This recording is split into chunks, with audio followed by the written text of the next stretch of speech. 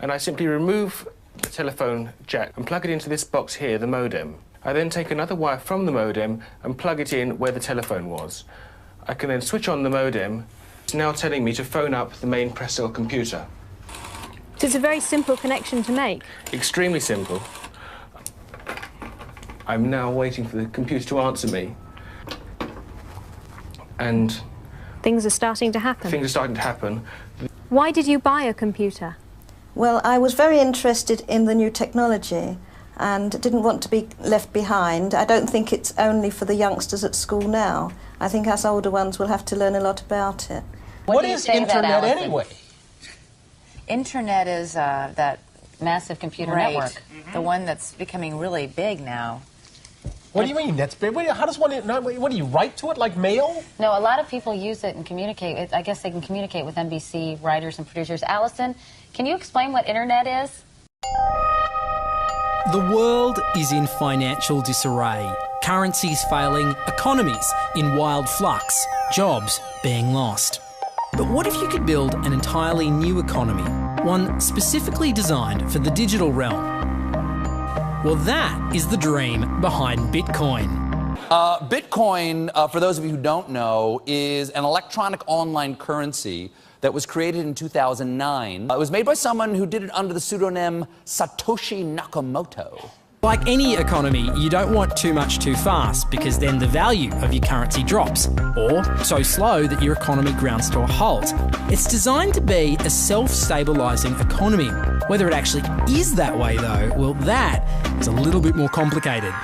Because some people have said, hey, Bitcoin is the answer to those problems. Are you a believer? Well, Bitcoin is exciting because it shows how cheap it can be. Bitcoin is better than currency in that you don't have to be physically in the same place. And, of course, for large transactions, currency can get pretty inconvenient. And what is Bitcoin? Bitcoin is a currency on the internet. I sent 100 euros worth of Bitcoin from here in Tokyo directly to you guys through this camera, through the network, through the TV, right into your home. If I had tried to do that, send you the money with a traditional bank, it would have taken several days and probably cost 30 euros. I just did it right now with Bitcoin instantly, basically for free, and didn't have to ask anybody for permission. I didn't need a bank, I didn't need a government, I didn't need anybody. I just needed myself and you and our smartphones to do it. That's the power of Bitcoin. Wall Street is fraud, America is fraud, the world is fraud, banks are fraud, central banks are fraud. We live in an era of fraud. It's all based on fraud, and they get a percentage of the fraud. That's the business model. To suggest that there is any moral or ethical aspect to anything that's going on now is to be completely naive about the fact that we live in an era dominated by financial terrorists, jihadis of banking. They're here to kill you and themselves. They believe in an ideology, not the Quran, but Adam Smith, that they completely misread and interpret as something to justify their blowing themselves up. Janet Yellen's a terrorist! Mario Draghi's a terrorist! The Central Bank of Japan is a terrorist! These are the real terrorists! Funds received. This community is switching to what they think is a better monetary system. A system in which banks are no longer needed because payments could be made directly from one person to another. Bitcoin is fundamentally different because in Bitcoin, you don't owe anyone anything and no one owes you anything. It is not a system based on that. It is a system based on ownership. And no one can censor it, no one can seize it, no one can freeze it. It's November the 2nd, 2008, just 6 weeks after the Lehman Brothers collapse. And all over the world, there are panicked debates about how to save the banks. Then, on a little visited web forum for cryptographers, a document appears in which a completely new monetary system is proposed. The visionary author calls himself Satoshi Nakamoto. These were the darkest days of the financial crisis. So that to me suggests a very clever mind that saw an opportunity, the perfect opportunity to introduce a new radical technology and a new radical approach to money and finance at just the right moment when people would be very open to making this big shift that's required to adopt a new currency. What's exciting for me is like a global economy. Right now we say we have a global economy, but I can't take $1 and give it to you in the Netherlands and then you know what to do with it, right? You would have to go and change it to your native currency. And when you kind of eliminate that step and I can just send you one form of payment and you can send me a product in a matter of seconds, that starts to change things from a global perspective. How could this digital coin invented by this Satoshi Nakamoto become hundreds of times more valuable than the dollar? And why do enthusiasts like Roger Fear want the world to switch to bitcoins?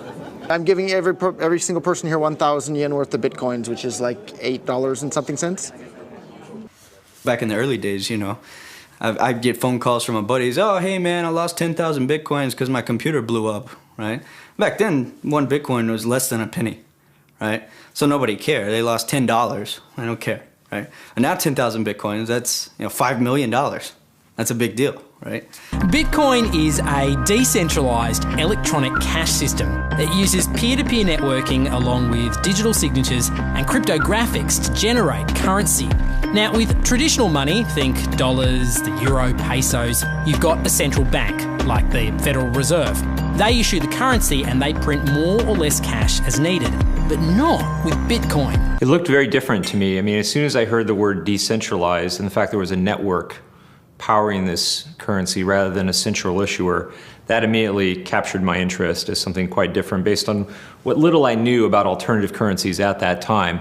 The government couldn't come in and shut down a server and end Bitcoin. It would have to shut down the entire internet or turn off the electricity grid to stop Bitcoin. And so that was really attractive. So gold is kind of hard to divide. Bitcoin divides down to 8 decimal points instantly, super easily. Gold is really, really difficult to transport. If I want to transport gold from here to Moscow, it'll cost a bunch of money to do that, and it's dangerous, and you have to have armed guards and who knows what. With Bitcoin, I can send Bitcoin from here to Moscow or to Holland instantly, just like that, basically for free. I don't have to pay for a bunch of armed guards. It just happens almost like magic. If you ever ask somebody why they think gold's valuable, they can't ever really tell you. They always give you these like weird stories around, oh, it's like a precious metal, isn't it? It's pretty. While we think it has all this intrinsic value, this intrinsic value of gold has been largely constructed in people's heads, often by actually like association with power, association with religious figures. Bitcoin has potential for similar types of construction. Inventor Satoshi Nakamoto has completely relinquished his control of Bitcoin. But he does own 1/20th of all Bitcoins himself. So if one day Bitcoin does become widely accepted as a currency, he will be one of the richest people on Earth. Satoshi invented one of the most important inventions in the entire history of humankind that's going to improve the lives of everybody on the planet for the better. If he had half of all the Bitcoins, he would still deserve it. A lot of people have asked me who Satoshi is since I got in so early. I think I've got a pretty good idea, but I like to keep that one close to my chest. So. Why? I mean, tell me. Because I'm not 100% certain. And the reality is it doesn't really matter, right? It doesn't matter who Satoshi is. Why did he disappear, you think? He undermined the ability of every single government on the entire planet to control the money supply.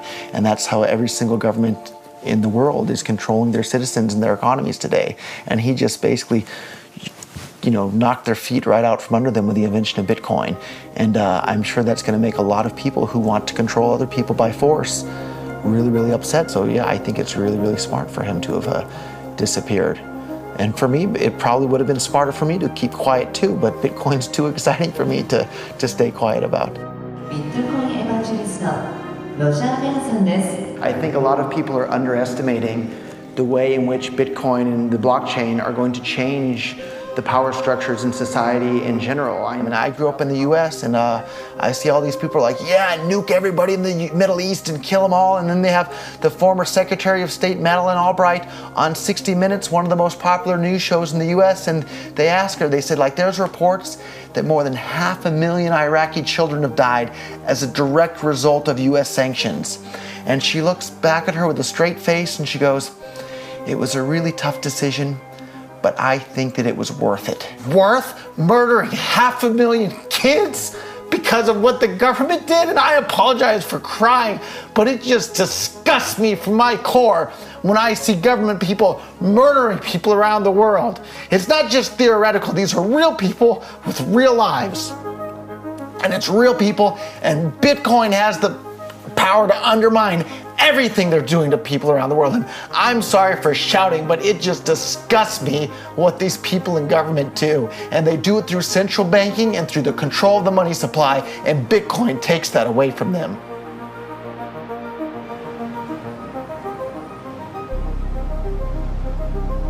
You can buy Bitcoin at the Shell station. Check it out. $0 to $2,000. Put your phone number in here. Put the code in. Scan it. Got my reader. Oh, I gotta put the cash in. Good. Got $2. Hit finish. Oh. $2 in Bitcoin. Just like that. From this machine.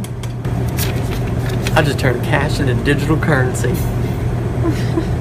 So thinking that it's too late to get involved in Bitcoin is like thinking it's too late to get involved with the internet or too late to get involved with using a cell phone. Like, it's not too late to get involved with Bitcoin. If Bitcoin becomes really popular all over the world, Bitcoins are going to have to be worth at least tens of thousands of dollars a Bitcoin, if not hundreds of thousands of dollars per Bitcoin. So thinking it's too late to get involved with Bitcoin is like thinking it's too late to get involved with using the internet. Of course not. Like, it's ubiquitous in our lives, and Bitcoin's going to become ubiquitous in our lives as well.